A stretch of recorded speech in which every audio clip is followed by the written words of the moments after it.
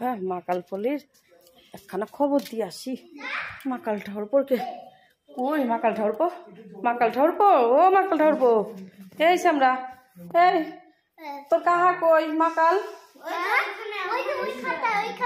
ঘুমাইছে নাকি সর্ষের তেল দিয়ে ঘুমাইতেছে। আর এদিকে কত সুন্দর খবর নিয়ে এসেছি আমি, মজার খবর।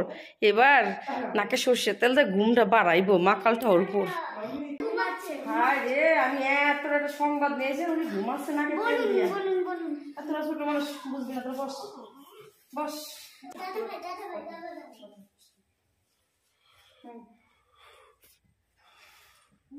ও মাকাল ঠাউরপো মাকাল ঠাউরপো ও মাকাল ঠাউরপো ও মাহাল ঠালবো মহান ঠাউরপো সকাল সকাল নাকে সর্ষের তেল মাহে ঘুমাইতেছো। কি করবো সকাল সকাল? এত একটা খবর নিয়ে আইছি। কি খবর আনছো তুমি? শুনে তোমার পড়াটা বাস্ট হয়ে যাইবো। ঘুমা ঘুমা সকাল সকাল কি কর?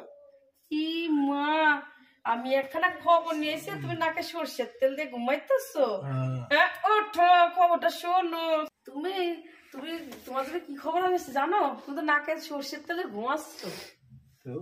আমাদের পাশের বাড়ি হ্যাঁ মদ না কত ভাগ্যে গেছে একটা মাইয়ারা লইয়া। তো কি হয়েছে? ভাগ্যে গেছে তুমি এই খবর নিয়ে আইছো।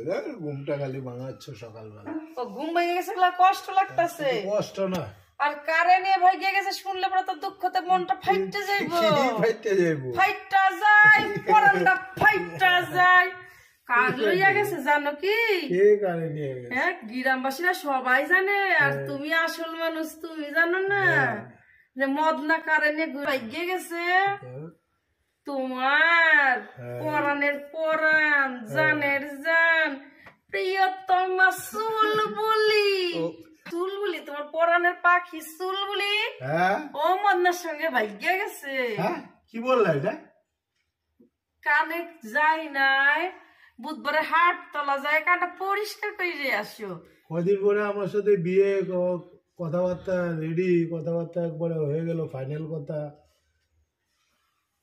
তোমার আমি কি সাবধান করি নাই আগে যে ভাই চুলবুলি তোর জনের সঙ্গে ঘুরে বেড়াই বাজাই নিও? দেখলা দেখলা বৌদির কথাটা মিললো তো? ঠিক এই তো বলছো। বৌদি গো বৌদি আমার কি হবে? চুলবুলি ভাইয়া গেল, আমার বিয়ে হবে কার সাথে গো বৌদি? বৌদি গো বৌদি দুঃখ করো না ভাই, এই বৌদি যতক্ষণ আছে তোমার কোনো দুঃখ নাই। হ্যাঁ আমি দেখে শুন না চুলবুলি কেন তোমার জন্য একটা ঝাঁকার নাক্কা মাইয়া নিয়ে আসবো। ঝাঁকার নাক্কা বেশি ঝাঁকা নাকা এটা না, চুলবুলির মতো ফুট করে আবার যাবে। আরে তুই ও যদি ঝাঁকা নাকা হয় তুমি নেকা পক্কা হবা।